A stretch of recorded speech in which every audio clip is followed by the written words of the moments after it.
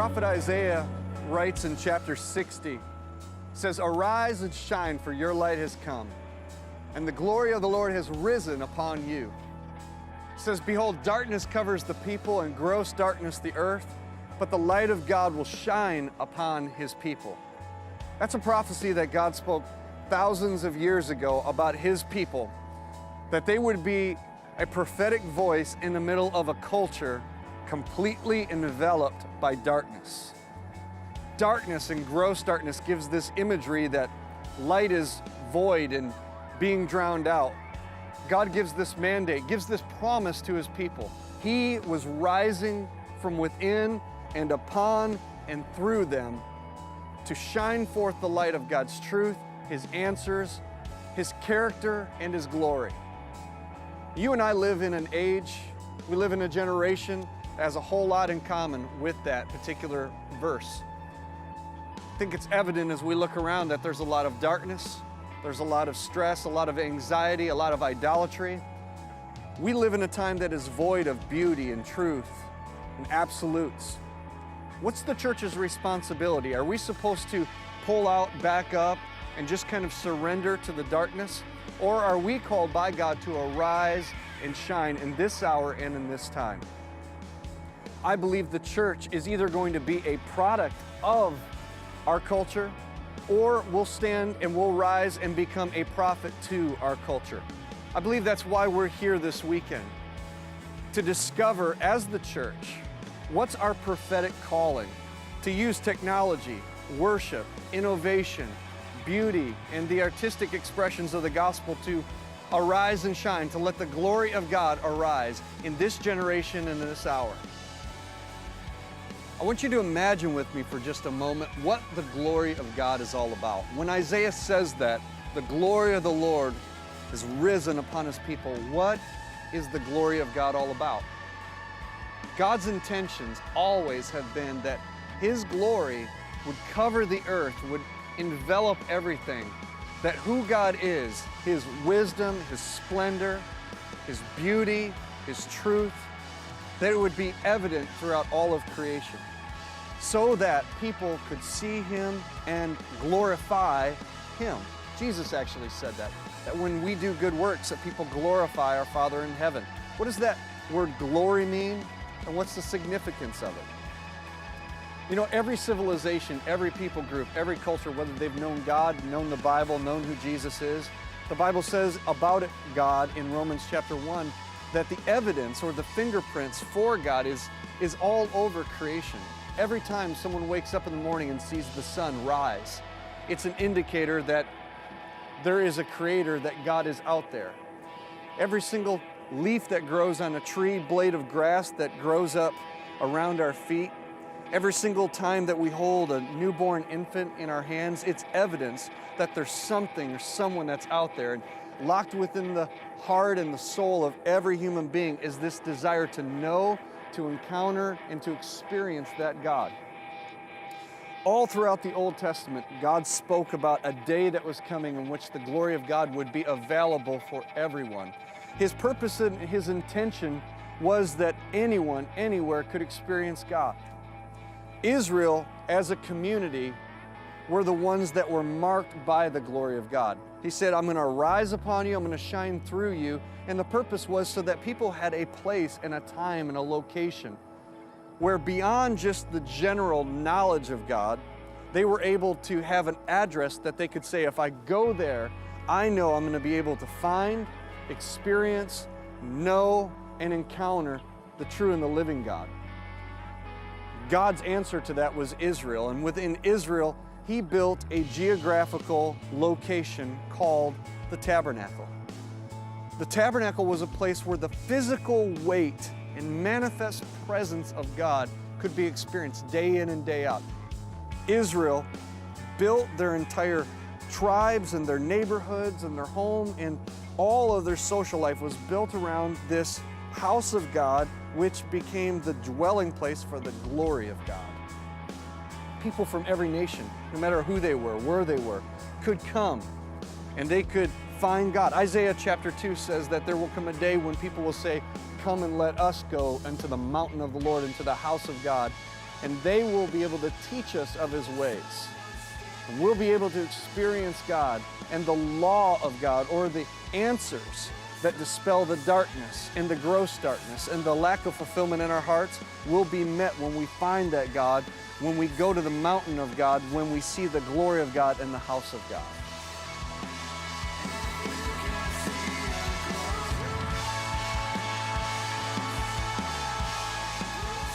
With the temple or the tabernacle at the center of Israel's community, enthroning the glory of God that was splashing out and meant to go to the four corners of the world and fill the earth, Israel was a unique community. Had three classes of leaders that were necessary or important for Israel to walk in their function, walk out their unique gifting and calling that God had for them. You had a prophet, you had priests, and you had kings. The kingly office was what gave structure, gave legitimacy to them as a nation, leadership. King made decrees, the king made laws, the king executed the vision, so to speak, of the nation. He was responsible for all of the leadership systems that were necessary for Israel to live out their purpose. Then you had the prophetic, the prophet, who was that wild voice that God would raise up at unique times, at different times in Israel's history, to speak to them and to call them back to the heart of God. They were the ones who had the heart, the compassion of God, and oftentimes had to speak very uncomfortable words to culture, to the people, calling them back to devotion to Yahweh. And then you had the priests. And the priests was this group of people that had one calling. It was to devote themselves to serving in the temple or the tabernacle, to create environments in which people could see the glory of God, that they could experience the glory of God, that they could encounter the living God.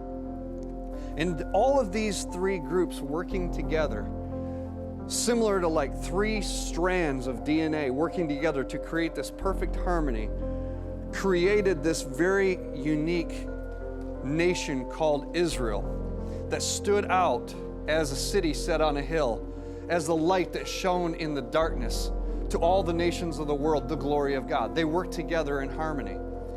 In comparison, in the church today, we still have prophet, priests, and kings, and all three of them are unique in how they work together. We're like living stones being built together into a habitation, a dwelling place for the glory of God. All of us have our place. We've highlighted in times past so much about the kingly responsibilities, which in our days would be like pastors and leaders and teachers and elders that give leadership and execute vision and lead armies and direct people and find giftings and practical skills that help lead the church to grow and to impact cities and regions, and that's important. We've also highlighted the prophetic voice, which is the message of the gospel that we as the carrier of this message, we preach and we proclaim with boldness and confidence. There's been a lot of emphasis over the years upon preaching, and it's the preaching of the cross that brings salvation. It's the proclamation of that message that's not always popular, that's not always culturally or politically acceptable. And we boldly proclaim that message. That's the prophetic class and prophetic responsibility of the church. But there's this third class that isn't talked about often, which is so important, always has been important for the glory of God to be seen in the earth, and it's the priestly class. It's the Levites, if you will. The Levites were the ones that took care of the tabernacle and the temple and made sure that all things were taken care of, so that when people, Israel, came into the tabernacle, into the house of God, that they could see, sight and sound, and experience the presence of God. And when others came, like the Queen of Sheba, it was the Levites that created this environment that when she came in, it says that she was left breathless. And today in the church, there's been a lot of focus on the king. There's been a lot of focus upon the prophetic calling and responsibility that we have with the message. But what we've oftentimes missed and overlooked is this calling of the Levites. It's this priestly class. It's the ones who take care of the house of God and take the message and actually put and wrap skin around it so that it can be seen and experienced. The preacher is the modern day prophet, the leader and the elder is the modern day king, but it's the areas of worship and technology and creative arts and graphic design that are the modern day priestly class. Sometimes when we think about like the temple, the tabernacle, we read Old Testament stories and we talk about like the sacrifices and the worship and even use words like glory, we can have this very distant, ethereal feeling about it, and we can miss out on some of the practical aspects of it. And that's important because today as we do church, much of what we do is using practical means to create an environment for people to experience something that's beyond explanation. You look back in the Old Testament at the roles and the responsibility of the Levites and the priests. Most of what they did was just day-to-day, practical, detailed stuff. You read Exodus, you read Leviticus, and it gives some of the job descriptions that they had. For example, the tabernacle, when it was portable, they were responsible for carrying and then setting it all up. It was like portable church. They had to set up the walls, the portable walls with the poles and with the fabrics and with the tapestries. When God's glory would move, it was the priest's responsibility to carry it all, to pack it up, and to move it to whatever location God designed, God desired. Until the presence of God, the pillar of fire stopped, that's when they stopped. And until then, they kept moving. When it did stop, then they'd set it up. And when you read about it, it's all this intricate detail. It's talking about the holders that the poles went through and what materials that they were made out of and how big they had to be and how much weight they had to hold. And it was the priest's responsibility to keep a list of all those little pieces and parts and then set them up. In our equivalency, it would be like setting them up every Sunday morning and making sure that the tapestries were in order and designing the tapestries with the right art and the right visuals attached to them.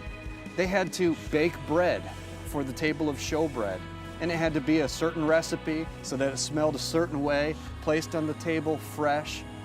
They had to take care of the incense oil and the candle holders and set all of that up and then fill the oil lamps with the right amount of oil and then burn them so that there was the right amount of smoke and put the right amount of incense and put all of the furniture in its place in the right order, in the right layout.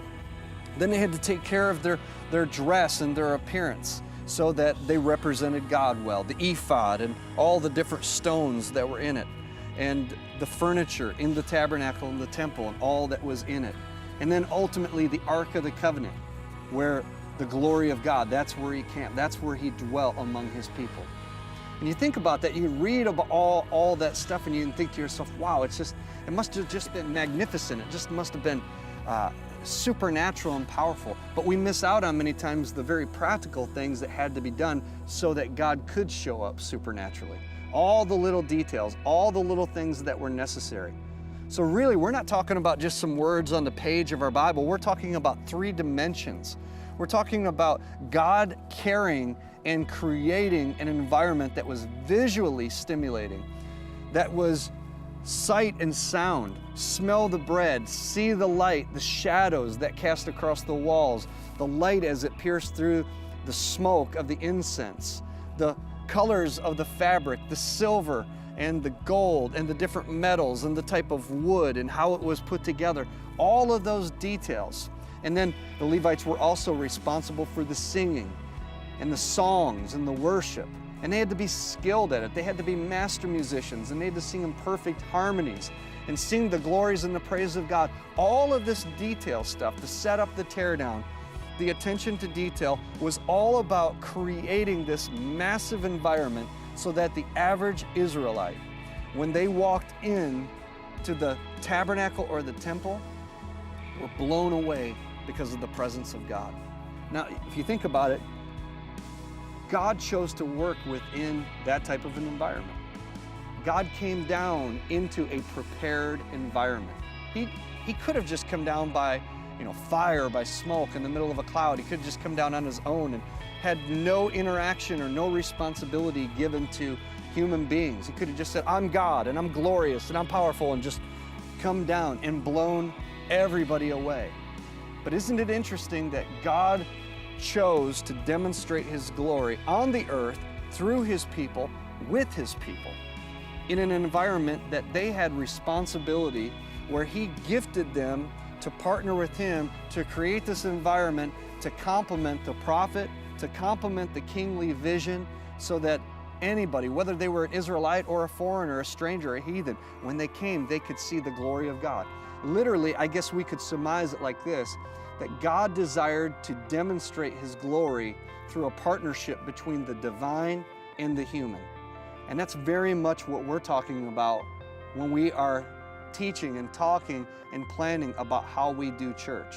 And I want to say this to all of you that are here today, that what you do really matters, because God is still very much committed to a partnership between the divine and the human. And the little things that we do and do well bring texture, bring color, bring dimension to the glory of God. You know what? I believe with all my heart that God is still building the church to be an environment, to be a house where His glory is clearly seen by the nations of the world. It's no longer just one temple that's in a geographical location in the middle of one nation. God's taken this thing to the nations of the earth. When Jesus established the church and He gave us the gospel and the Great Commission, He also put His glory on the inside of us. Ephesians chapter 2 says that we, you and I, and all of us are being built together to become a spiritual dwelling place, a holy habitation where God is very much at home. Not a temple made with stones and brick and mortar. Those are buildings, they're great, they house what God is doing, and we need those. But something more powerful, something much more significant. He's building people and utilizing their gifts and complementing one another to do something that the world has never seen before. Literally to put His glory in people and to shine through people through the different avenues and the different giftings, all for the same purpose, which is to see the gospel of Jesus Christ cover the earth and the knowledge of Jesus cover the earth like the waters cover the sea. We live in a dark world.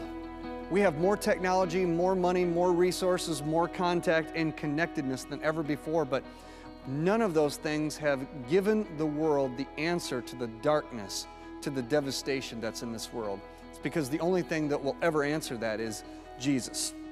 You and I are carriers of that truth. And what we do with that is significant and it's important. And today, what I want to challenge you who are here with us for the next couple days is I want you to ask, how am I using what I have at my disposal?